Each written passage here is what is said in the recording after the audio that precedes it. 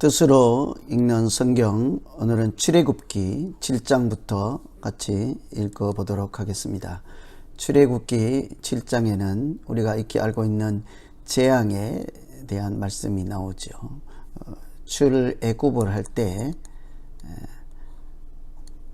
약속의 땅으로 갈 때 꼭 필수적으로 있어야 하는 것이 재앙에 대한 말씀입니다.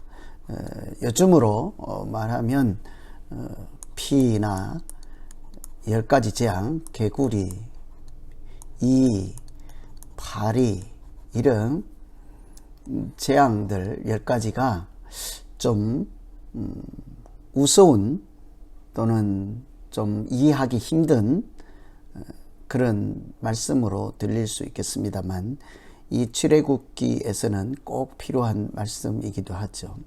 이 출애굽에 대한 일반적인 특성, 성격을 잘 파악할 수 있기 때문입니다. 전체적으로 이 10가지 재앙을 통해서 애굽에서 가나안 땅, 약속의 땅으로 가는 이 과정에 왜 출애굽기에서 재앙이 있어야 될까? 이것은 기본적으로 애굽에서 종살이 하던 하나님의 백성들이 이제 거기 당시에서 섬기던 우상, 그들의 신이라고 하는 우상에 속한 사람이 아니라 그들을 이제 하나님을 섬기는 사람으로서 새로운 신분에 대한 회복, 원래 하나님 백성들이었으니까요. 회복, 또 하나님께 예배드리고 섬기는 자로 살아가는 삶의 회복을 위해서 반드시 겪어야 하는 과정이 그 우상신들을 물리치고 사탄의 종로로 타는 바로의 백성이나 신하가 아닌 하나님의 백성으로서 그들의 기본적인 신분, 존재에 대한 변화를 경험하는 그런 과정이겠죠. 그래서 10가지 재앙이 등장하는 출애굽기에서 재앙이 나오는 부분은 그냥 비과학적이다, 이해하기 어렵다, 우습다 이런 차원이 아니라 신들의 전쟁 개념으로서 우상을 섬기는 사람들을 구출하여 하나님을 섬기는 자녀로 회복하는 과정으로서 이해를 하시면 되겠습니다. 그래서 7장의 가장 앞부분에 1절에 이런 이야기를 하죠. 하나님께서 모세를 바로에게 보내면서 하시는 말씀이 너로 바로에게 신이 되게 하겠다 하는 거죠. 참 깊이 생각해야 되는 말씀이고 10가지 재앙을 이해할 수 있는 10가지 재앙의 성격에 대해서 표현하는 말씀이라 할 수도 있겠습니다. 모세가 사람인데도 불구하고 바로에게 가서 신이 되게 하여 그 백성들을 구출하겠다 하는 것이죠. 왜 그런가 하니 바로는 사실은 신이었습니다. 태양신의 아들이 바로였지요. 그래서 태양신을 숭배하는 바로, 태양신의 아들, 신적인 존재로 있는 바로에게 하나님의 자녀요 하나님의 아들이신 모세를 보내서 바로에게 신이 되게 하겠다. 이 말은 바로가 아무것도 아님을 모세로 하여금 보여주시겠다 하는 것이죠. 궁극적으로 바로가 섬기는 우상이 태양신이 신이 아니라 모세가 섬기는 하나님께서 참 신인 것을 알게 할 것이라 하는 말씀이기도 하죠.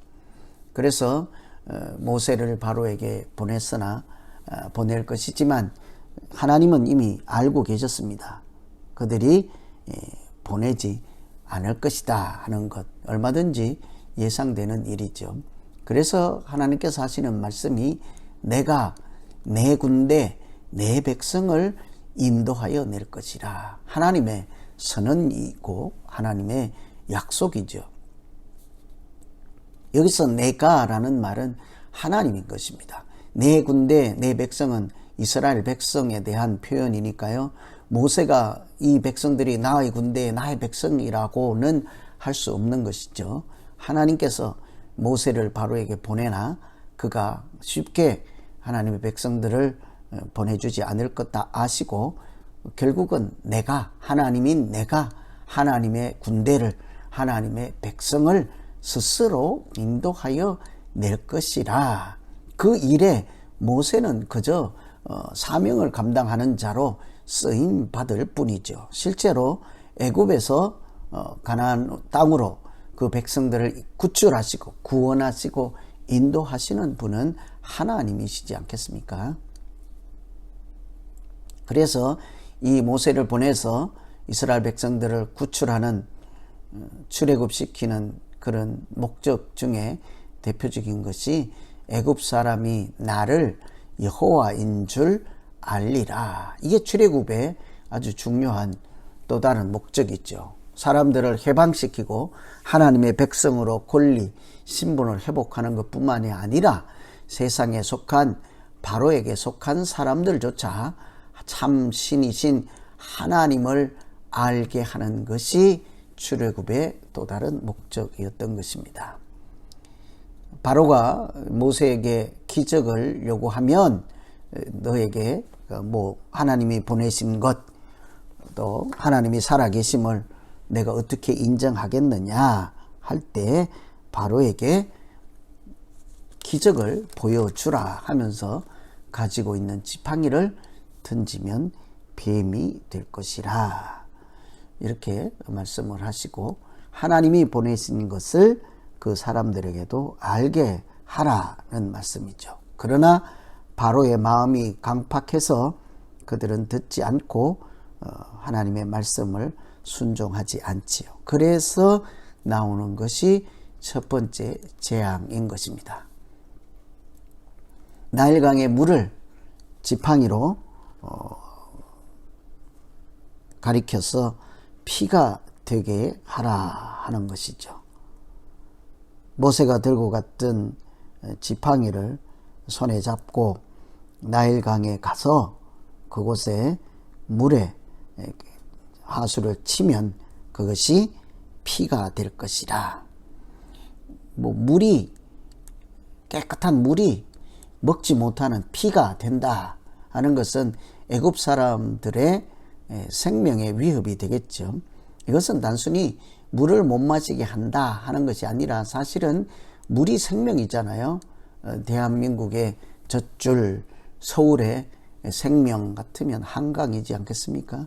애굽의 생명 되는 것은 나일강이라 할 수 있겠죠. 그 강의 물을 지켜서 그 땅이 풍요롭고 사람들이 살아갈 수 있도록 하는 그 강을 지키는 신이 있었단 말이죠. 그 신을 무기력화해서 그 우상이다, 아무것도 아니다 하는 것을, 그 나일강을 지키지 못한다, 너희가 숭배하는 이 우상이 나일강을 지키지 못해서 모세가 지팡이를 휘둘러도 그것은 피로 변하여 아무도 먹지 못하고 악취가 나는 것으로 변하게 된다. 그러니 너희가 섬기는 첫 번째 나일강의 수호신 소용없다 하는 것을, 강물을 피로 바꾸는 이적을 통해서 하나님이 보내주신 것이죠.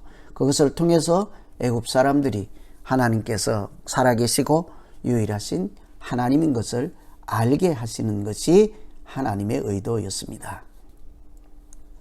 두 번째 재앙이 개구리 재앙입니다. 개구리가 무슨 재앙이 되겠습니까?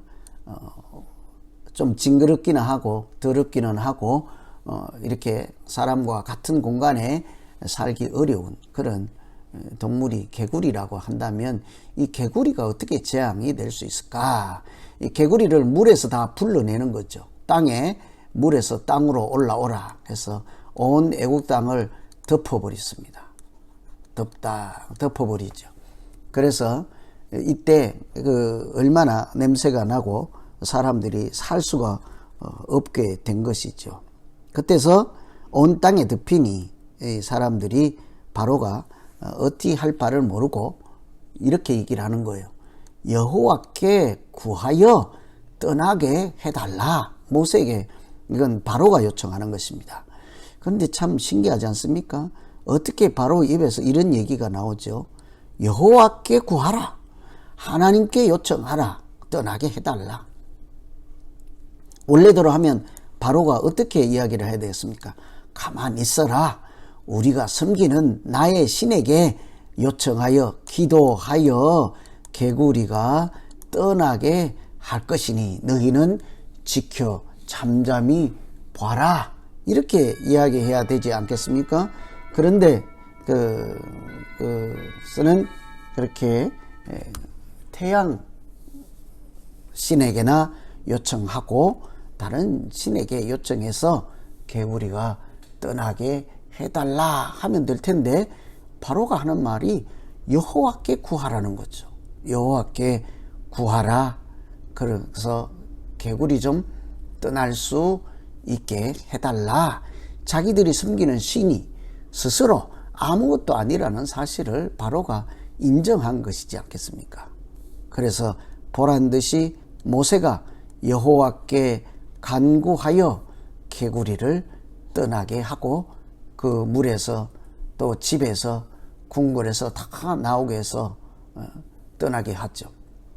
세 번째로 개구리 다음에 이 재앙입니다. 이는 만들 때부터 땅과 관련이 되어 있는 우상이었습니다. 이는 땅에 티끌을 쳐서 이가 되게 하는 첫 번째부터 이 이가 땅에 티끌을 치라. 그리하면 이가 될 것이라 하는 것에서 땅하고 관련되어 있는 것이죠. 사실은 이라고 하는 것이 땅 신을 무력화하는 것입니다. 땅을 지키는 신을 무력화해서 땅이 치니까 이가 되니까 땅을 지켜내지 못한 것이죠. 그래서 그것을 통해서 하나님의 권능이 무엇인지를 그들에게 보여주는 말씀이 이 재앙이라고 할 수 있겠습니다. 이처럼 단순히 개구리, 이, 파리, 요즘 우리 상식으로는 우스운 이야기지만 표면적인 그냥 동물들의 이야기가 아니라 이것은 사실은 신들의 전쟁이라고 해야 하는 것이죠.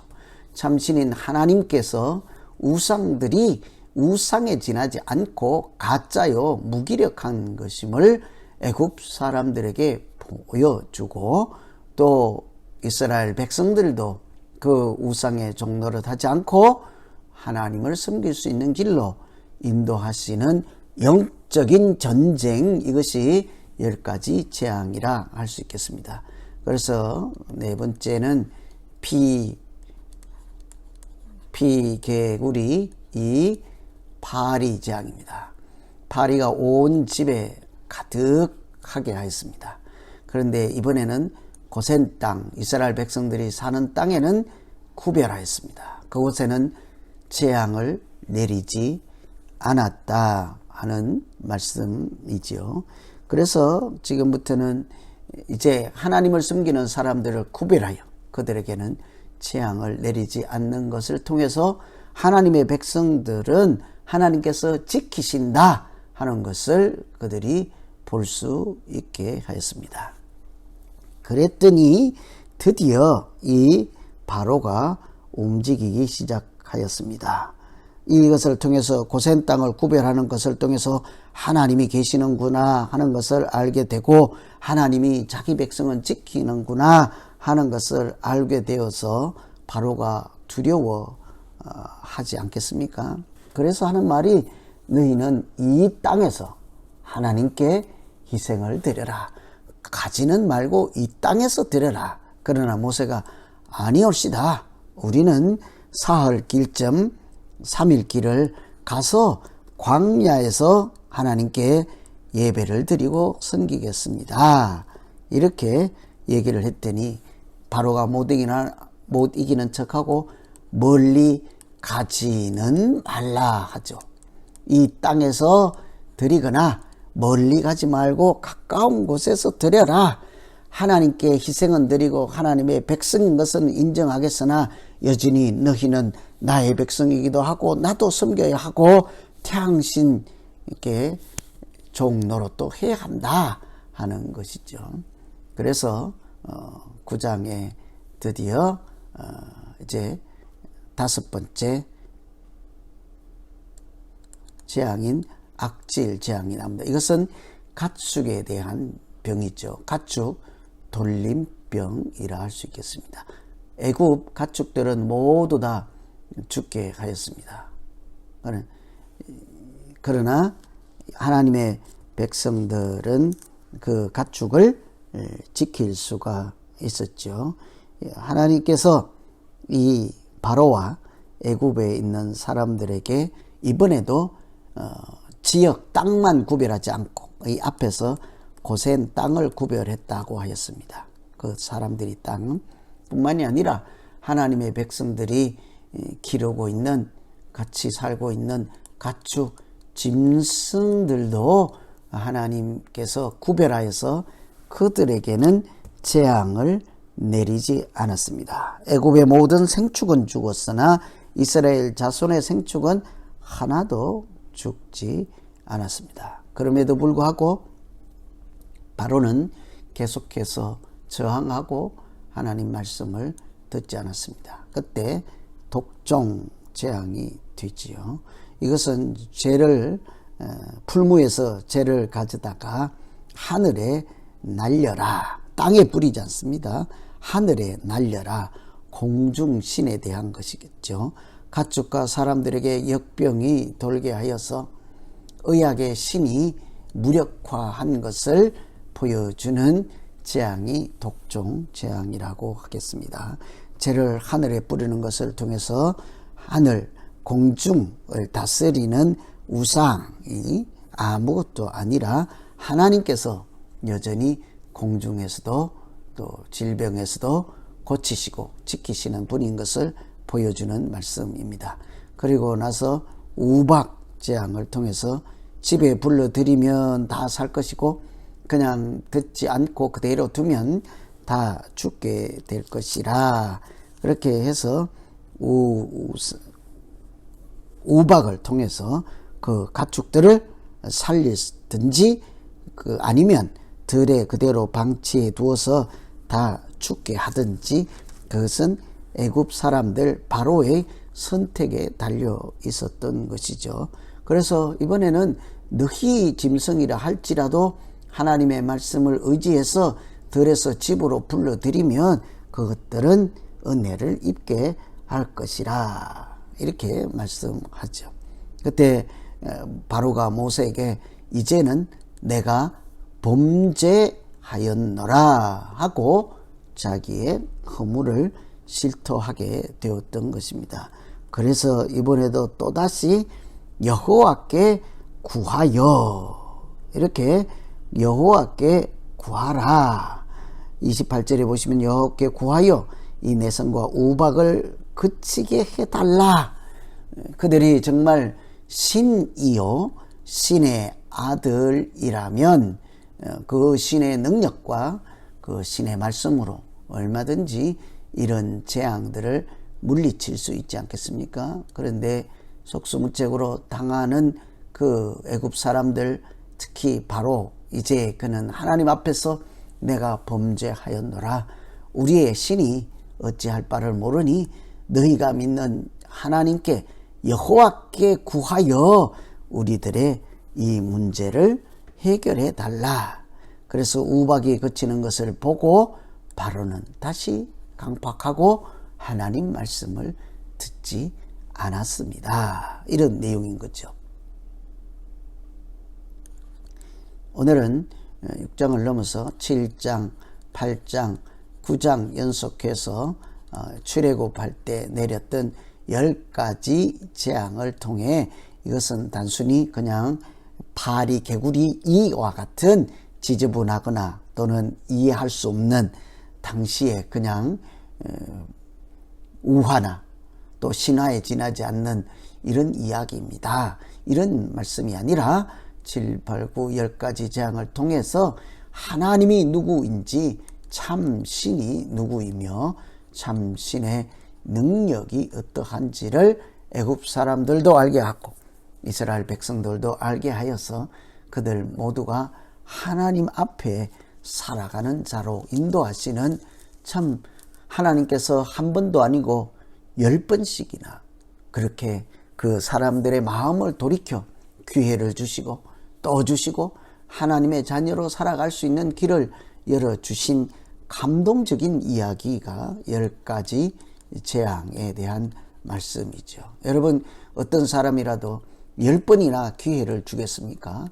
그만큼 강팍한 그 당시 애굽의 사람들, 또 하나님을 잘 알지 못하는 이스라엘 사람들의 마음을 하나님께서 깨우시고 돌이켜 하나님을 섬기는 사람으로 살게 하신 이야기, 그 말씀이 10가지 재앙이라 하겠습니다. 다음 주에 계속해서 그 다음 재앙을 통해 하나님의 권능이 어떠하신지, 참신이 누구신지 이런 말씀들을 계속해서 생각하며 우리 출애굽기를 읽어가도록 하겠습니다.